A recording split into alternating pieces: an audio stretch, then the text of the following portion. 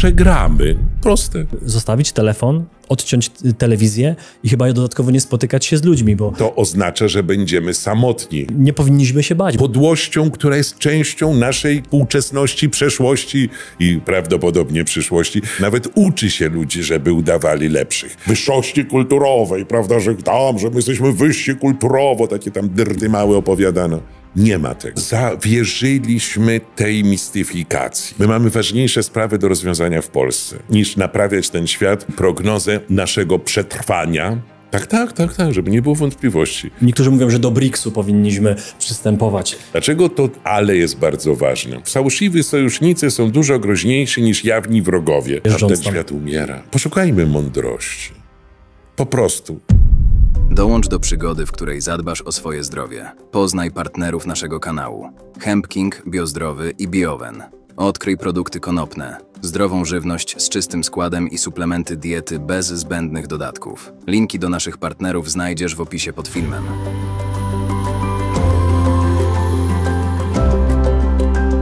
Gościem dzisiejszego odcinka jest profesor Witold Stanisław Modzelewski, polski prawnik, profesor nauk prawnych, profesor Uniwersytetu Warszawskiego, doradca podatkowy, radca prawny, prezes Instytutu Studiów Podatkowych, ekonomista, plastyk, publicysta historyczny oraz wiceminister finansów w latach 1992-1996. Cześć, z tej strony Grzegorz Kurz, witaj w drugim odcinku. Przed nami druga część rozmowy z profesorem Witoldem Modzelewskim. Witam serdecznie. Dzień dobry panu, dzień dobry państwu. Na tapet w drugim odcinku myślę, że możemy sobie wziąć świat. Nie mamy tyle czasu, żeby to wszystko, co na świecie się aktualnie dzieje, przedyskutować. To jest oczywiste, bo przed nami może pół godziny, może troszkę więcej. Ale rzucę tu trochę takich haseł, które mam w głowie. Niektóre będą kontrowersyjne dla niektórych, ale myślę, że profesor zrozumie te 3 kropki, które tam zostawiam. Pierwszy temat, który mam w głowie, to marzec, w zasadzie luty, końcówka lutego 2022 roku. No i prezydent Rosji Władimir Putin, który jednej nocy zamyka na całym świecie, anuluje, niektórzy mówią, pandemię. Jak pan na to zareagował? Po pierwsze uświadomiono nam to, chociaż nie chcemy się do dziś do tego przyznać, no, że mieliśmy do czynienia z pewną maskaradą. No, ja już nie chcę tam się znęcać nad zakazem wchodzenia do lasu, prawda? Ale jak wiadomo, przecież wirus był, jest i będzie. Jak jeden z profesorów tak prywatnie medycyny mi opowiedział, że już w podręczniku interny z 60. lat, kiedy on jeszcze był studentem, to uczył się właśnie o tym wirusie, prawda? I nagle się okazało, że on jakoś jest groźniejszy od tego, kiedy też był, prawda? Ale jakoś nie był groźniejszy. Znaczy, tamta opowieść to jest jakaś no nie tylko maskarada, ale także farsa. To pokazano nam wszystkim, jak można nami manipulować, jak my jesteśmy podatni na pewnego rodzaju, nazwijmy to, narzucony nam strach, no bo tak naprawdę rządzono strachem. Natomiast ważniejsze jest to, co się stało wtedy 24 lutego 2022. To nie jest Rubikon. Bo niektórzy twierdzą, że przekroczono pewną granicę, za którą nie ma powrotu. Jeżeli przekroczymy jakąś granicę, to nigdy nie ma powrotu. To już nie jest, to nic w tym oryginalnego. Czyli tam, że ten świat się już zmienił, prawda? Świat się w ogóle przeszłości to nie ma, możemy sobie tylko odtworzyć, prawda? Jest tylko czas teraźniejszy, ale ten czas teraźniejszy może trwać dłużej. Są takie czasy, które mają krótszy i dłuższy dystans i ten czas, który zaczął się wtedy, no między innymi owocuje tym, że czego ci, którzy uczestniczą w tym sporze, pewnie nie brali pod uwagę. Przyjmiemy taką tezę, że nie wzięli pod uwagę, że powstanie coś takiego jak globalne południe, że nagle się okaże, że jest wspólnota interesów między Brazylią a RPA, i że Chiny i Indie, państwa od zawsze w historii do siebie nastawione wrogo i obecnie dwaj konkurenci demograficzni, ponieważ już Indie są na pierwszym miejscu, czyli ci, do których ten, kto ma ze sobą 1,5 miliarda ludzi, jest zupełnie innym politykiem. To kiedyś jeden z chińskich przywódców powiedział, jeśli ktoś umie wyżywić 1,5 miliona ludzi, to niech mnie potem poucza. Jeśli nie ma takich doświadczeń, to się zamknij. I słusznie. Jeżeli doprowadzono do tego, że jeszcze do tego globalnego południa dołączyła Rosja, w imię nie wzbudzonej po raz kolejny, ale pierwszy raz jednolitej nienawiści wobec Zachodu, tego zjednoczonego, do którego my się notabene chcemy i oni nas nie do końca zaliczają, tamci, ale my się zaliczamy. I z drugiej strony upadek idei, być może na bardzo długo, idei jednolitej Europy de Gaulle'a, Charlesa de Gaulle'a, Europy od Atlantyku, on wtedy mówił po Ural, ale potem mówiono, że po Władywostok i upadek tej idei, czyli idei jednak świata chrześcijańskiego, obu tych płuc chrześcijaństwa wschodniego i zachodniego. Kto brał pod uwagę, że ten 24 lutego doprowadzi nas dziś do tego rodzaju zmian, które są jak zawsze. Ważniejsze są te, które nastąpiły, a nie te, które były zamierzone.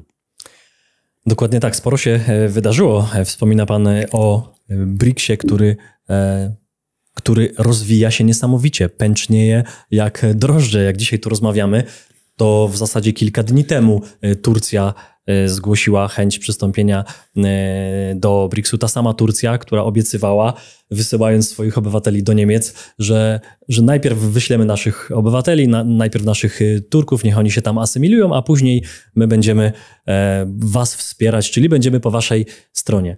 Pan wspomina, że my jako Polska jesteśmy w Unii Europejskiej, jesteśmy w tym zachodnim świecie, ale że oni nas tak nie traktują. Z kim my powinniśmy realnie teraz w tej sytuacji, kiedy widzimy, że ta Unia po 20 latach nie jest taką Unią, przynajmniej to nam obiecywano w 2004 roku. Do innej wstępowaliśmy, choć niektórzy, Magda Ziętek-Wielomska mówi, że dokładnie taka sama Unia była na samym początku, tylko nam to tak sprzedawano. Marketing zrobiono tak dobry, a od samego początku ta Unia właśnie taka miała być jak dzisiaj, która nam się nie podoba. Czy my dzisiaj powinniśmy, co robić? Czy my powinniśmy zostać w tych dawnych unijnych konszachtach, jak niektórzy mówią, czy powinniśmy rozmawiać, że to nie tak, nie ten papier podpisywaliśmy zupełnie, czy niektórzy mówią, że do BRICS-u powinniśmy przystępować? Ja się zgadzam z tezą pani doktor Wielomski. Znam tę tezę, czytam jej dzieła i powiem, że ona ma rację. Tylko my patrzymy z perspektywy naszej. I to, jeżeli my przystępując do tej organizacji w dobrej wierze, wcale nie taką miażdżącą większością. Nie, wcale nie. Niewiele brakowało, aby to referendum skończyło się negatywnie i Kościół, Matka Nasza, angażował się po to, żeby przekonać obywateli, żeby głosowali za. My mamy w ten sposób legitymację do żądania. Działaliśmy w dobrej wierze i w związku z tym, czego innego oczekiwaliśmy, a w końcu ważniejsze są dla mnie nasze oczekiwania niż ichnie oszukiwania wobec nas. Czyli mamy w tym, zgadzając się z tezą pani doktor Wielomskiej, ale z drugiej strony mając świadomość nowej, innej sytuacji. Jeżeli nas prowadziliście w błąd, czyli nie graliście z nami uczciwymi kartami, albo wykorzystaliście naszą naiwność, to my sobie zastrzegamy możliwość tego, co się nazywa zdystansowaniem się. Jeżeli byśmy grali fair, to przyjmujemy wasze reguły gry. Teraz wy musicie przyjąć nasze, bo przyjmując wasze, prowadziliście w błąd tego, kto działa w dobrej wierze. To jest ważne. To trzeba umieć. Nie uległością, ale stanowczością i dobrze pojętymi własnymi interesami bronić swego. A wracając do zasadniczego wątku, co dalej? Po pierwsze, nie przeceniajmy swojej własnej roli. W tym znaczeniu zewnętrznym, że nasz wpływ na zjawiska zewnętrzne jest i może nawet dobrze, że jest bardzo ograniczony, bo każda wielka polityka wymaga wielkich pieniędzy i najczęściej jest nieopłacalna. Wszystkie mocarstwa, które kształtowały świat, kapitulowały wtedy, kiedy brakowało pieniędzy na utrzymanie, poniesienie kosztów bycia wielkim mocarzem. To nie, szkoda naszych pieniędzy i naszego wysiłku. My musimy sobie właśnie przyjąć to zastrzeżenie, o którym przed chwilą mówiłem. To bardzo czytelne, to wydaje się takie dość tam niejasne, ale powiem po ludzku. To jest to słynne tak, ale, dobra, ale są nasze interesy.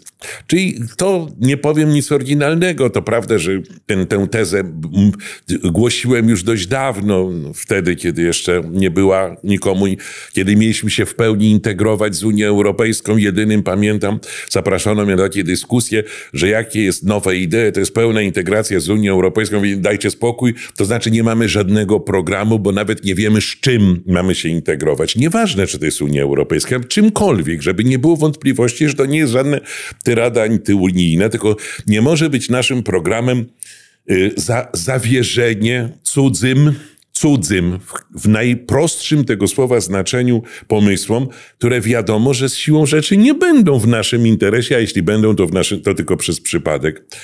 My musimy sobie zastrzec prawo tego ale potrzebnego w stosunkach ze wszystkimi. I zarówno z tymi, którzy są, a może tylko udają naszych przyjaciół, i w stosunku do tych, którzy są wobec nas wrodzy. Dlaczego to ale jest bardzo ważne? Bo nawet z tym, kto jest naszym przeciwnikiem, trzeba umieć rozmawiać. Po pierwsze, nie bać się tego przeciwnika. Złośliwi twierdzą, że lepiej się bać, groźniejsi są fałszywi sojusznicy, że oni są groźniejsi i to prawda. Fałszywi sojusznicy są dużo groźniejsi niż jawni wrogowie. A poza tym jeszcze to jest drugie zastrzeżenie. Nie tylko te tak, ale nasze interesy są ważne i my sobie zastrzegamy ich obronę, ale jeszcze jedno. Przyjmijmy taką hipotezę, że skoro przez te ponad 2 lata, świat przeszedł tak głęboką właśnie metamorfozę, również finansową, żeby nie było wątpliwości, ale tak głęboką metamorfozę. Dlaczego miałby się teraz zatrzymać? A dlaczego ta metamorfoza nie będzie trwała dalej? I dlaczego ten świat, właśnie chociażby ten dany przez Pana przykład, przystąpienie państwa NATO, kluczowego państwa NATO, nie tylko o drugiej armii, wielkości armii, ale państwa będącego regionalnym mocarstwem, które przez wieki, przez 300 poprzednich lat było w takim polityczno-militarnym, użyję takiego słowa, kontredansie z Rosją. To prawda, przegrywało z tą Rosją. Tak Rosja wypychała przez XVIII i XIX wiek Turcję z Europy i ją wypchnęła. A może ta Turcja chce tu wrócić na te tereny? Przypomnę, że po traktacie buczackim w 1673 roku Kamieniec Podolski był zgodnie z zawartym przez nas układem częścią Cesarstwa Otomańskiego na wieczność. Czyli wpływy tureckie sięgały znacznie dalej niż to, co stworzono od czasów Atatürka, czyli na początku, w latach 20. XX wieku, czyli 100 lat temu.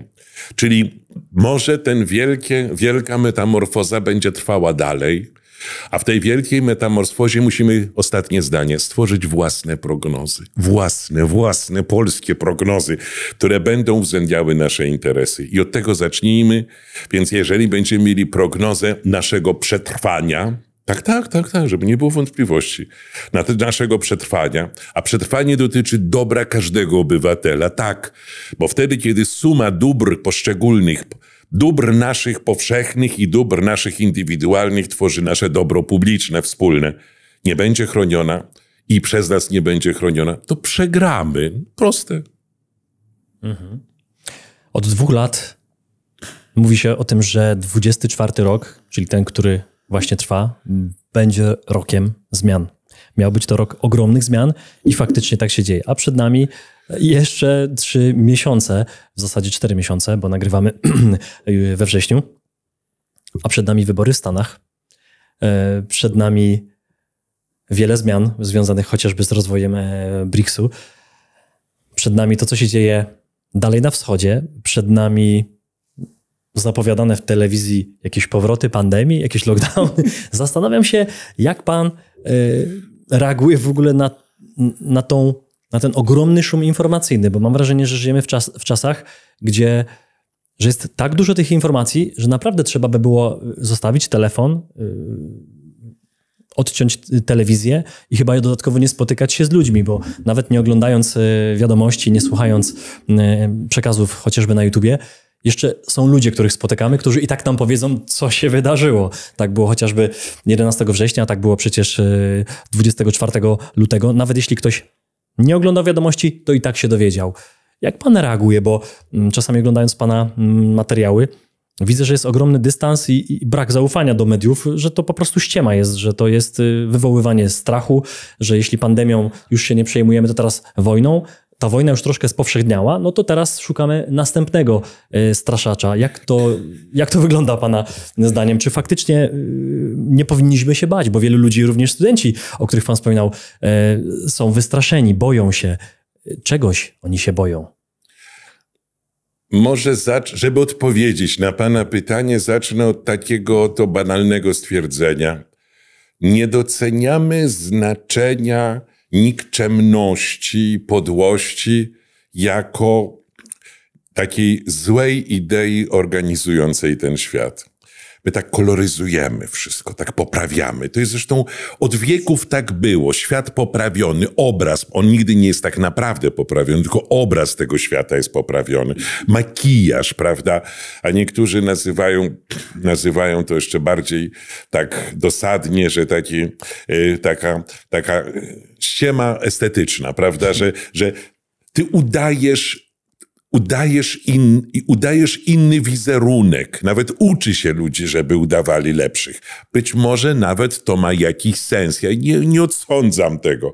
Tylko my żyjemy w czasach, kiedy zawierzyliśmy tej mistyfikacji, czyli doceniliśmy również to, i właśnie to jest ta nikczemność, to zło, które tu się pojawiło, że my przestaliśmy odróżniać, a może inaczej, to w ogóle jest trudne, żeby to odróżnić, ale poszukiwać. Czy nie mamy do czynienia z tą nikczemnością, czyli podłością, która jest częścią naszego współczesności, przeszłości i prawdopodobnie przyszłości, że my nie dostrzegamy, że ta podretuszowana nikczemność jest przez nas afirmowana, a przede wszystkim uwiarygadniana przez to, że pamiętamy. Ja rzadko cytuję anglosasów, ale oni czasami tam coś mądrego powiedzieli. Proporcjonalnie tyle samo, co inne narody, ale profesor Nowak przypomniał wypowiedź Balfoura, taką dobrego fachowca w swojej dziedzinie. On jeszcze utrzymał Zjednoczone Królestwo w pozycji mocarstwa. On powiedział, że niewiele rzeczy ma jakieś tam znaczenie. Większość nie ma żadnego znaczenia. Bo większość tych słów, o których pan mówi, nie ma w ogóle żadnego znaczenia i wszystko te słowa szczęśliwie dla tych słów i dla nas będą zapomniane. Myśmy przewartościowali przekaz.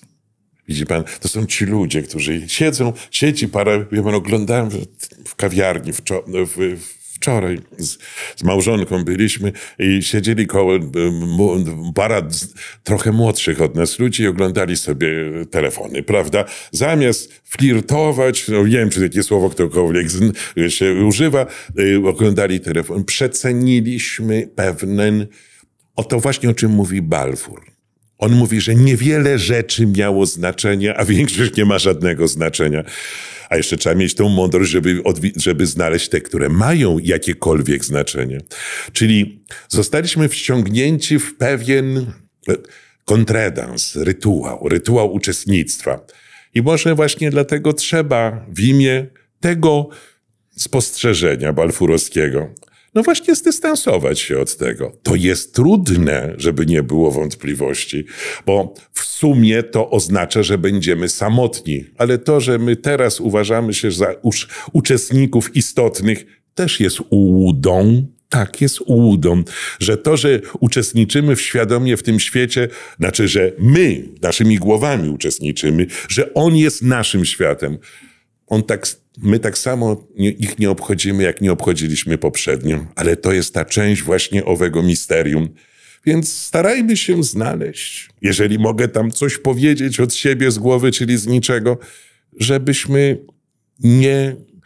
nie byli złymi. Złymi w tym znaczeniu w naszym interesie, uczestnikami misterium, gdzie może i nikczemność ma znaczenie. Mhm. Zastanawiam się, jak odbiorą to nasi widzowie. Czy nie będzie to tak, że łatwo mówić, może ktoś skomentować, łatwo mówić, kiedy bieda gdzieś tam może pukać do niektórych gospodarstw domowych.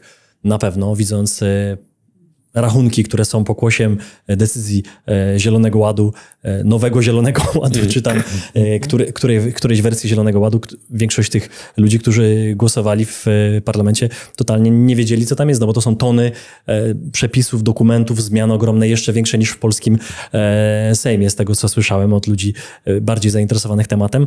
No i część osób może powiedzieć, no dobrze, no ale ja planuję budować dom, dziecko mi się rodzi i ja nie wiem, czy to jest dobry plan, czy ja to mam jest to ale. No, wejdę panu w słowo, ale my się martwimy, chcemy dobrze dla siebie, chcemy dobrze dla kraju, nie chcemy rodziców zostawić, widzimy, co się działo. Obrazki z telewizji, ktoś mówi, no prawdziwe, nieprawdziwe, Kijów się bawi na dyskotece, to jaka to wojna? Oczywiście zapominając, że ta największa wojna jest w tych oblastach, czyli województwach najbardziej odsuniętych na tych rosyjskojęzycznych o paradoksie. Dokładnie tak. Kiedyś pracowałem z Ukraińcami przez 2 lata, więc też słyszałem od nich. Zresztą byłem wielokrotnie przy stole jednym z ludźmi, którzy mieszkali przykładowo w Lwowie, czy gdzieś blisko polskiej granicy. Zachidnicy. I oni nie byli w stanie się porozumieć zupełnie innymi językami. Mówili, bo ci mówili po ukraińsku, czy po rosyjsku. Dla mnie to było ogromne zdziwienie, ale wtedy trochę zrozumiałem, że to jest... Schidnicy mówią po rosyjsku. Dokładnie tak, więc na pytanie kiedyś jeszcze, jak tej wojny nie było, tej pełnoskalowej, tak jak ją nazywają, choć niektórzy mówią, że dalej to nie jest pełnoskalowa, to część tych osób, która mieszkała właśnie na przykład w Donbasie, mówili, że oni bardzo chętnie mogliby w Rosji pracować, bo tam po prostu jest wszystko w porządku. Dla nich to jest ich ocena, którą pamiętam z tych rozmów. Dlatego się zastanawiam, nie dziwię się ludziom, którzy się boją i którzy pytają, czy będzie wojna z Rosją, czy to eskaluje, czy tak jak Trump mówi, że jeśli wygram, to zakończę jednego dnia wojnę z Rosją. Jak pan? Czy pan bardziej się boi tego, co się dzieje w Stanach i faktycznie tej obecnej władzy amerykańskiej, czy tego, że na wschodzie będzie się bardziej kotłowało jeszcze w najbliższych miesiącach czy latach? Za chwilę odpowiem, ale nawiążę do pana pierwszej myśli dotyczącej naszego niepokoju, że nagle nie mamy czasu, aby zadbać o swoje te proste nasze potrzeby. Może ja w sposób nieczytelny, ale ja się tłumaczę. Ja właśnie chciałem to powiedzieć, że właśnie skoro większość rzeczy nie ma jakiegokolwiek znaczenia, to po co ja w tym uczestniczę? Po co, prawda? Po co tracę swój czas, a powinienem go poświęcić na rzeczy ważniejsze, chociażby na to, żeby proste swoje, te najważniejsze sprawy rozwiązać. Czyli niekoniecznie musi się wszystko zaczynać od tak, ale na pewno jest ważniejsze to ale. Nasze sprawy są ważniejsze, moje sprawy. Jeżeli, wie pan, może pan to rozumie, pewnie tak rozumiem pana słowa, że pan to rozumie. Jeżeli nie, to proszę mnie poprawić. Ale sądzę, że jesteśmy tu bardzo bliscy w pewnego rodzaju spojrzeniu takim indywidualistycznym, a zarazem bardzo, bardzo naszym, takim przyziemnym. Jeżeli sprawy każdego z naszych obywateli są jeżeli te sprawy nie uznamy za najważniejsze, Tak po prostu a priorycznie, z zasady, że dobro ojczyzny to dobro każdego z obywateli. I zwłaszcza tych, którzy mają więcej do rozwiązania. Ważniejsze jest to, co jest trudniejsze do rozwiązania i ważniejsze jest to, co dla nich jest ważniejsze, czyli takie aprioryczne przyjęcie założenia, że jeżeli ktoś jest, mówiąc najprościej, chory i biedny, to on jest ważniejszy od tego, który jest zdrowy i bogaty, prawda? Bo ten zdrowy i bogaty ma zdrowie i pieniądze na to, żeby nie mu trzeba było pochylać się z troską nad jego problemami, bo on tych problemów w tym zestawieniu nie ma. Więc zacznijmy. Tu jest zgoda, to znaczy, ale temu konkretnemu, komuś, kto musi rozwiązać swój problem, ważny problem. Jemu nie trzeba, jeśli nie można mu pomóc, to przynajmniej nie należy mu przeszkadzać. I mówię o tym, żebyśmy się dobrze rozumieli, że ktoś mówi, jest w tym egoizm. Tak, świat jest. Jeżeli w tej gorszej wersji to rządzą nami nikczemne, fałszywe idee, prawda? Też są takie, które potem się z wiekiem dowiadujemy, że można służyć fałszywym i złym ideom, które wcale nie są ideami, są ufryzowane, tak, podkoloryzowane jako te dobre. Dlaczego mówię? Tłumaczę się, bo żeby być dobrze zrozumianym, nie dlatego, że chcę, żeby moje słowa się komukolwiek podobały. Chciałbym, żeby były wysłuchane, a oceny będą takie, jakie zasłużę. I wracając do wątku drugiego, tego, który pan teraz powiedział. Między stanem wojny a pokoju jest różnica zasadnicza, nie bez powodu. Ja wiem, że to nie wolno tam powołać Lewa Tołstoja, bo to przecież wszystko, co rosyjskie, jest zabronione, ale Lew Tołstoj w swoim dziele o wojnie i pokoju w tym właśnie pokazał antynomię świata współczesnego. Co jest dla nas najważniejsze? Pokój. Zachowanie naszego pokoju. Naszego pokoju. Czyli pokój, który mamy zagwarantować naszym obywatelom. Ja wiem, że jest coś takiego jak taka misyjna potrzeba naprawiania świata, zresztą często bardzo szlachetna, nawet godna uwagi, tylko tutaj zamiar podług sił. My mamy ważniejsze sprawy do rozwiązania w Polsce, niż naprawiać ten świat, którego być może, co życzę nam i wszystkim, być może nie trzeba będzie naprawiać, bo on się naprawią za nas inni i dobrze by było, żeby jeszcze w dodatku na ich koszt, bo najmniej mi się podoba taki oto układ, że cudze problemy są rozwiązywane naszym kosztem. Tak było nieraz w naszej historii, że to my płaciliśmy rachunki zwycięzców i przegranych, prawda? Czyli ci rozwiązywali problemy, ale myśmy płacili za to. Nie stać nas na to, brutalnie i po prostu. I tutaj sentymenty nie są najlepszym suflerem w rozwiązywaniu problemów. Być może świat współczesny, przerażony tą perspektywą zjednoczonego globalnego południa z Rosją i przerażony tym, że to co niedawno uczestniczyłem w takiej dyskusji, że Rosja nie będzie tej okcydentalistycznej Rosji, czyli tych tak zwanych zachodników po polsku, okcydentalistów, prawda, czyli tych, którzy chcieli Rosję widzieć jako część świata zachodniego, prawda, że ich już nie ma, że będzie z nimi, wszystko rozumiem, ich nie ma, bo Zachód ich dobrze pokazał, że nie stanowią dla niego żadnej wartości. Jeżeli się wyklina przeszłość w ten sposób, że to, co robią współczesni politycy, jest podstawą do tego, żeby unieważnić istotę kultury rosyjskiej i jej znaczenia dla Europy, to znaczy, że komuś odwaliło, prawda? Dlaczego? A potem jeszcze martwi się, dlaczego nie ma okcydentalistów, bo nas odrzuciliście, mówiąc ich językiem. Zmierzając przecież to trudny temat, więc ja nie tak od razu nie umiem odpowiedzieć, ale teraz już dążę do przedwczesnej konkluzji. A powiem bardzo po prostu.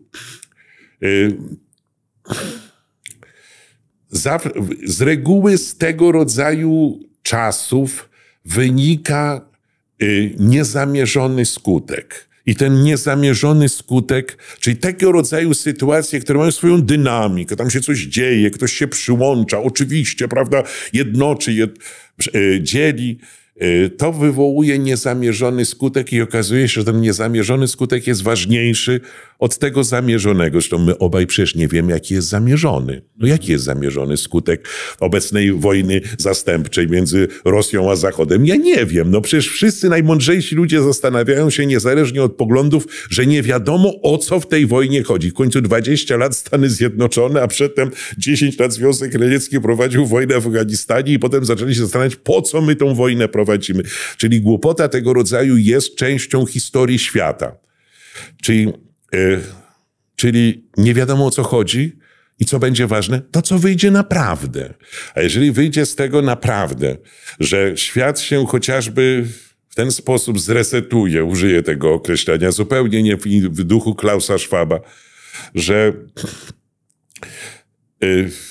my stajemy się wyspą znienawidzoną, tak, no w końcu w tym miejscu jesteśmy, znienawidzoną, zagrożoną gigantyczną wędrówką ludów niechcących się asymilować. Bo tu Zachód nie wierzył w swoją siłę asymilacji. Stary Zachód już nie wierzy w siłę asymilacji. Wyższości kulturowej, prawda, że my jesteśmy wyżsi kulturowo, takie tam dyrdy małe opowiadano. Nie ma tego.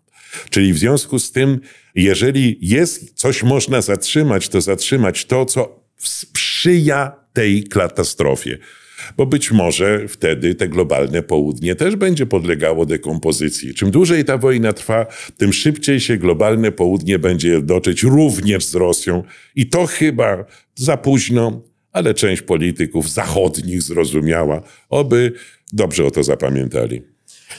Na pewno rozwijający się BRICS to chyba przed nami, bo kolejne państwa ustawiły się w kolejce. Ta wielka wędrówka ludów, o tym już nie tylko rozmawiamy, ale to też widzimy już nie tylko w telewizji obrazki z zachodnich państw, ale też już i w Warszawie i w innych dużych niestety miastach Polski wielu przybyszów, gdzie widać, że część nie przyjechała tutaj pracować, tak jak do Niemiec, więc sam jestem ciekawy, w którym kierunku to pójdzie. Myślę, że wielu z nas jest ciekawych. Już pierwsze samoloty z Niemiec, z tego co słyszałem, odleciały do różnych krajów, zapakowane po dach tymi ludźmi, którzy tam zawędrowali. Jestem bardzo ciekawy. Na razie wiem, że przyjmujemy tych ludzi nie tylko z granicy niemieckiej, ale chyba z każdej. Oni przekraczają po prostu w ilościach ogromnych granice. No i czego życzyć nam wszystkim? Na pewno szeroko otwartych oczu, bezpieczeństwa, no bo to jest potrzebne. Nie możemy udawać, że tego nie ma.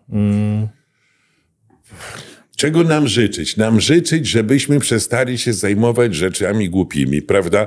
Czyli nie tracili czasu. My, pan, ja, politycy, żebyśmy, biorąc pod uwagę to zagrożenie, które jest zagrożeniem jak najbardziej nie tylko autentycznym, bo to kiepskie słowo, zagrożeniem podstawowym, wymiany etnicznej. Jest coś takiego, to już wszystko już było, tylko zapomnieliśmy o obowiązku przypominania jakiegokolwiek obrazka pouczającego, bo są takie również, to lepiej zapomnieć, ale są takie, które warto przypominać, że jest coś takiego jak wymiana etniczna. Naszą wartością, naszą polską wartością jest jednolity etnicznie nie tylko społeczeństwo. Jest to jeden z najdoskonalszych pomysłów w ogóle w układzie granic. To wiadomo, najczęściej historyczne granice między państwami lub zwłaszcza państwami, bo niekoniecznie między narodami, są jakimś absurdem jakichś takich przypadków historycznych, kompromisów, głupoty, a także kapitulacji, która nie zawsze była z sensem. Między innymi tak zwane zjednoczenie, drugie zjednoczenie, druga Rzesza, czyli to zjednoczenie niemieckie, czyli tak naprawdę podbój państw niemieckich przez Prusy, bo to tak naprawdę był w dużej części podbój, czyli krwią i żelazem łączono te państwa. Nikt tego wtedy nie ukrywa, potem wymyślono, że to było pełna zgoda i wszyscy tego oczekiwali. Przecież między innymi argumentem był absurdalny układ granic, jak ilości państw, państewek, prawda, czyli tworów politycznych. No w końcu historią świata jest historia również państw. No mówimy o Polsce jako o państwie. Więc osiągnęliśmy przez okrucieństwo II wojny światowej unikatowy po raz pierwszy w historii układ etniczny i zresztą skutecznie asymilujący, uwaga, tak też bardzo ważne, pogłębiający naszą świadomość językową, kulturową. No i mamy tego chronić. Mamy tego chronić, bo nie wiemy, co jest wariantem zastępczym, czyli tym światem zamiast. Między innymi powiedział pan o wędrówce ludów jako o fakcie, który jest nieuchronny. No to zadajmy sobie pierwsze pytanie, czy on jest nieuchronny. O właśnie. Rozumie pan? Stawiajmy tą tezę. Ja pytam się, proszę ją, jeśli mogę pana cokolwiek zasugerować, zachować w tym znaczeniu dla siebie, że pan innym zada pytanie, czy uważasz, że wymiana etniczna, czyli multikulti, w tym znaczeniu, jakim jest to we Francji czy w Niemczech, czy to jest nieuchronne w Polsce, a jeżeli jest nieuchronne, to w jaki sposób tej nieuchronności się przeciwstawić, a jeżeli można się temu przeciwstawić, to jak to zrobić? No bo najpierw trzeba chcieć, a potem jeszcze trzeba umieć to zrobić. Myślę, że nasza zdolność asymilacyjna jest też nie najsilniejsza. Albo można powiedzieć o paradoksie, wcale nie jest najsłabsza, między innymi dlatego, że nie ma tych resentymentów antykolonialnych, które są adresowane przeciwko starej Europie. Miałem przyjaciela, niestety odszedł zupełnie śmiercią naturalną, Irakijczyka, który przecież wiedział, że wojska polskie są częścią tych wojsk, obcych wojsk agresywnych, które stały na terenie Iraku. Natomiast on nas świetnie odróżniał. Nie. Ja mówię, wiesz, wybacz Hasan, ale no wiesz, ja cię trochę przepraszam, że tam Polacy są w twojej ojczyźnie. Ale on tak ślicznie mówił, bo oni są genialnie językowo. Mówi, no ale co ty musisz robić, to musisz to zrobić. Ale ja do ciebie pretensji nie mam. Więc oni nas rozróżniają. Nie wiem, na ile jest to głębokie. Czy już Afrykanie są w stanie odróżnić. Ale co jest dla nas, co byśmy dostrzegli, jakby przytulili w tej naszej rozmowie. No, że czekać na obrót sprawy to nie jest najmądrzejszy pomysł. Nie jest najmądrzejszy pomysł. Dlaczego? Bo ten obrót sprawy może być dla nas bardzo wręcz wrogi, bo ktoś może wypychać do nas tych, których nie chce u siebie. Już się to dzieje. Więc może niekoniecznie powinniśmy czekać obrotu sprawy, który rozwiąże za nas to, co sami moglibyśmy lepiej rozwiązać. Takich debat faktycznie z ludźmi, którzy mają wiedzę i mogą na to pytanie pana profesora odpowiedzieć, czy faktycznie to multikulti w Polsce jest nieuchronne, czy czeka nas właśnie to, co we Francji, w Niemczech, Belgii czy kolejnych krajach, które po prostu już nie przypominają tego, co widzieliśmy, tego, co znaliśmy, jeżdżąc tam. Ten świat umiera. Jego nie ma.